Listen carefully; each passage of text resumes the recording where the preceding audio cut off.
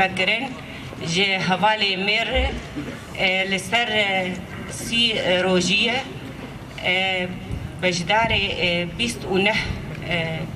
hevalan e ji xwe ev perwerde jî wek gom zanên ji bo guhertin û veguhertina zihniyeta hişmendî zikurî siltewî hergalê got sîstema got hatiye danîn bi hezarê salan hatiye meşandin ev perwerde jî ji bo guhertin û veguhertina hevalayê li ser jiyanek azad li ser jiyanek hevbeş li ser azadiya jinê li ser wêna em dixwestin me em vev perwerdaya nû çawa guhertin û veguhertinê em di milê zilam de jî çêkin. Ji xwe ev perwerdaya jî hemê kesê got bejdar bûbûn ji hemî saziya bûn ji hemî bajara bûn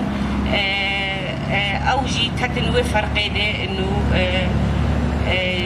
çawa bê jiyana hevbeş çawayê çawa karibin